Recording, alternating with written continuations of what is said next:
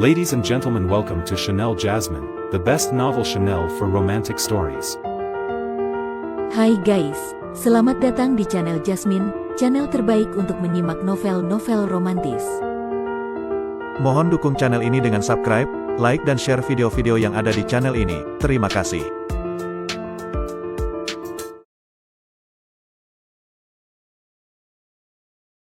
Kaisar Agung Seni Bela Diri Bab 1061.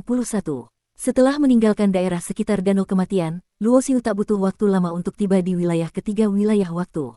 Saat memandang ke depan, terbentang sebuah lembah luas yang seolah tidak berujung.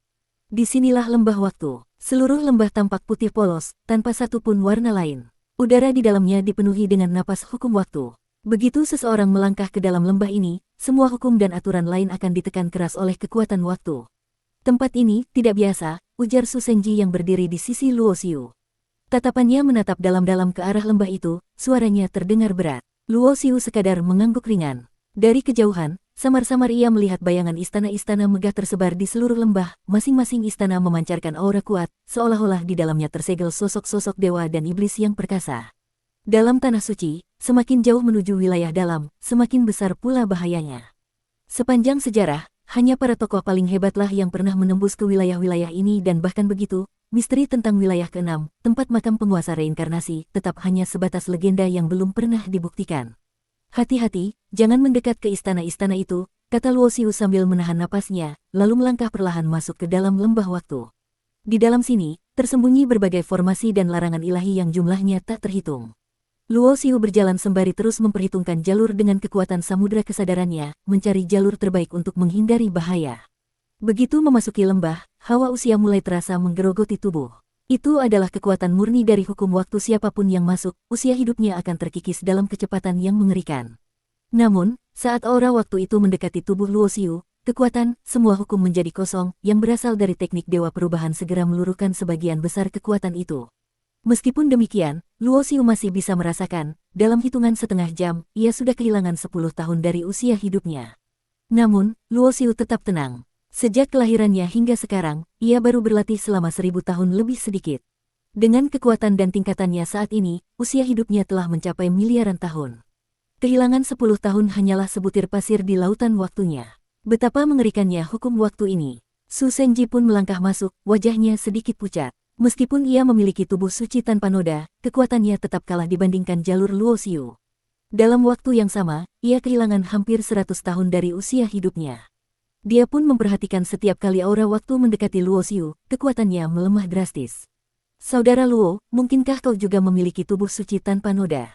Tanya Su Zhenji, matanya penuh ketidakpercayaan. Tubuh suci tanpa noda adalah berkah langka yang bahkan dalam ratusan ribu tahun sekali belum tentu lahir satu. Su Zhenji selalu merasa dirinya adalah satu-satunya di dunia ini, jadi bagaimana ia tidak terkejut? Kau tebak saja sendiri, jawab Luo Xiu sambil tersenyum samar, tidak berniat mengungkapkan apapun. Melihat Luo Xiu enggan menjelaskan, Su Zhenji mengangguk mengerti. Tubuh seperti itu memang termasuk rahasia besar, tak layak dipaksakan untuk dibahas. Mereka melanjutkan perjalanan perlahan. Kecepatan mereka tidak cepat, karena lembah waktu penuh dengan jebakan dan larangan ilahi. Bahkan Luo Xiu, dengan keahlian luar biasanya dalam ilmu formasi, harus berkali-kali berhenti untuk meneliti dan menguraikan jalur. Adapun Su Zhenji, yang buta sama sekali soal formasi, hanya bisa dengan patuh mengikuti di belakang Luo Xiu. Mereka sadar, kekuatan mereka masih jauh dari cukup. Jika yang menapaki lembah ini adalah seorang dewa kaisar tingkat 9, cukup dengan kekuatan saja, semua formasi itu bisa diabaikan begitu saja. Waktu berlalu. Dalam 2 jam penuh, akhirnya mereka sampai di pusat lembah waktu.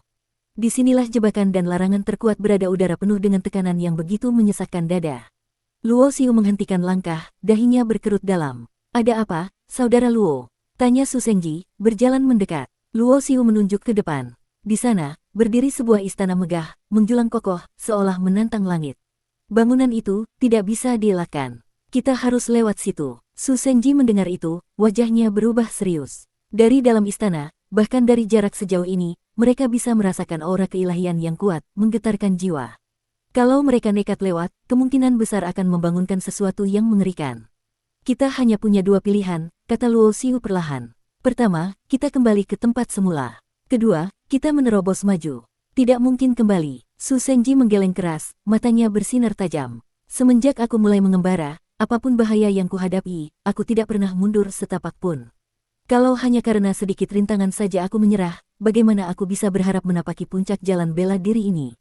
Dari tubuh Su Senji memancar keyakinan dan ambisi yang kuat. Luo Xiu bisa merasakannya. Su Senji adalah orang dengan cita-cita besar. Dengan bakat tubuh suci tanpa noda yang langka, ia tidak hanya bermimpi menjadi dewa kaisar biasa. Ambisinya adalah menjadi sosok sehebat Chang Tian atau penguasa reinkarnasi. Kalau begitu, Luo Xiu tersenyum, mari kita terobos bersama. Baginya, orang yang punya ambisi dan hati teguh layak menjadi teman seperjalanan. Di jalan panjang mengejar puncak bela diri, bukankah menemukan teman seperjuangan adalah anugerah? Dengan formasi yang sudah diperkirakan, Luo Xiu mulai melangkah. Su Senji, tanpa ragu sedikit pun, mengikuti di belakangnya. Namun, saat jarak mereka semakin mendekat ke istana itu, tiba-tiba, boom. Aura mengerikan meledak dari dalam istana. Kekuatan itu begitu dahsyat, membuat dunia seolah runtuh. Bahkan Luo Xiu dan Su Senji, yang kekuatannya sudah setara Dewa Iblis tingkat 9, langsung terhempas, tubuh mereka nyaris tidak mampu berdiri melawan hempasan badai kekuatan itu. Terobos maju, Luo Xiu berteriak lantang. Tubuhnya seketika berubah menjadi cahaya dan melesat ke depan. Penjaga lembah waktu sudah terbangun, mereka harus keluar dari tempat ini secepat mungkin. Suara dingin yang penuh kematian bergema dari dalam istana. Tak lama kemudian, sebuah tangan raksasa menjulur keluar, dengan kekuatan luar biasa yang langsung merobek ruang dan waktu. Bukan hanya itu, tangan itu terus melebar, membentuk cakupan yang kian luas. Di bawah naungannya, ruang dan waktu seolah terkunci, membuat kecepatan Luo Xiu dan Su Senji menurun drastis, nyaris tak bisa lagi bergerak. Tak hanya itu, keduanya juga merasakan bahwa waktu di sekitar mereka melaju sangat cepat. Bahkan kekuatan, semua hukum menjadi kosong, milik Luo Xiu dan cahaya suci tanpa noda, milik Su Senji pun tak mampu sepenuhnya menghalau kekuatan itu. Usia hidup mereka mulai terkikis dengan kecepatan mengerikan. Dalam sekejap saja, Su Senji yang semula tampak seperti seorang pemuda, berubah menjadi seorang pria parubaya, setidaknya 10 juta tahun usianya terkikis. Keadaan Luo Xiu memang sedikit lebih baik, namun ia pun kehilangan jutaan tahun umur hidupnya. Semua ini terjadi karena kekuatan sang penjaga terlalu luar biasa. Baik tubuh suci tanpa noda maupun teknik dewa perubahan Luo Xiu belum sepenuhnya sempurna, apalagi tingkat kekuatan mereka memang masih jauh dari puncak. Klang, dalam keputusasaan, Su Senji segera mengeluarkan pedang dan belati dewa. 2. Senjata setingkat Raja Dewa tingkat 9 melesat, menghantam tangan raksasa itu, namun hanya menghasilkan percikan api kecil tanpa menyebabkan sedikit pun luka. Betapa kuatnya tubuhnya, wajah Su Senji langsung berubah drastis. Kalau dua senjata Raja Dewa saja tak mampu melukai sedikit pun, itu berarti tubuh musuh ini setidaknya setara dengan tubuh Raja Dewa tingkat 9 puncak, bahkan mungkin tubuh Kaisar Dewa. Tangan itu semakin dekat. Kalau tidak ada keajaiban, mereka berdua akan dihancurkan menjadi debu dalam satu tepukan itu. Segelkan, Luo Xiu berteriak keras. Dalam situasi hidup mati ini, ia tak lagi menyembunyikan kekuatan aslinya. Dari alisnya, batu monumen King Tian melesat keluar, berubah menjadi sebesar gunung hijau, lalu jatuh menimpa tangan raksasa itu. Boom! Benturan dahsyat mengguncang langit. Batu monumen King Tian, senjata luar biasa yang bahkan di zaman awal mampu menindas tokoh-tokoh besar, kini berhasil menahan tangan raksasa itu. Untuk sesaat, tangan itu tidak bisa bergerak maju. Hebat sekali senjatamu, saudara Luo. Kalau kau punya benda sekuat ini, kenapa tidak dari tadi kau keluarkan? Su Senji berteriak sambil melongo, tak menyangka Luo Xiu menyimpan kekuatan sehebat itu. Jangan banyak omong, cepat pergi. Aku tidak bisa menahannya lama. Teriak Luo Xiu sambil melesat pergi, berubah menjadi cahaya. Hei, saudara Luo, kau mau meninggalkan harta itu begitu saja? Su Senji buru-buru mengejar sambil berteriak. Apa yang lebih penting, harta atau nyawa? Sahut Luo Xiu datar. Tentu saja nyawa lebih penting. Su Senji menjawab tanpa ragu. Kali ini kau menyelamatkanku, bahkan rela kehilangan senjata hebat itu. Aku, Su Senji, berhutang besar padamu. Melihat ekspresi serius Su Senji, Luo Xiu hampir saja tertawa. Batu monumen King Tian bukanlah harta biasa. Selama bertahun-tahun ini, Luo Xiu terus menyatu dengan batu itu, menanamkan kekuatan rohnya ke dalamnya. Meskipun terpisah sejauh ribuan mil, ia tetap bisa memanggilnya kembali kapan saja. Kecuali jika ia mati, batu monumen King Tian takkan pernah bisa direbut orang lain. Dengan kecepatan penuh, mereka berdua berlari melintasi lembah, menghindari satu demi satu istana dan jebakan, hingga akhirnya berhasil keluar dari wilayah berbahaya lembah waktu.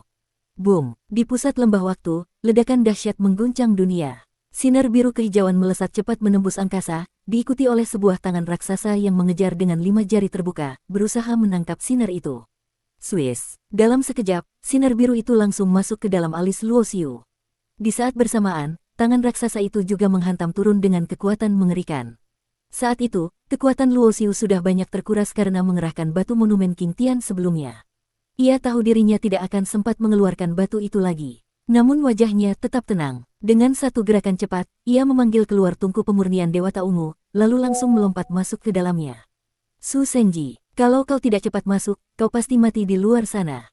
Suara Luo Xiu menggema dari dalam tungku. Su Senji tidak banyak berpikir. Dengan satu lompatan besar, ia juga masuk ke dalam tungku, meskipun wajahnya penuh kecemasan. Apa kau yakin tungku ini bisa menahan serangan dari seorang kaisar dewa tingkat 9? Tanyanya, suaranya penuh keraguan. Bersambung.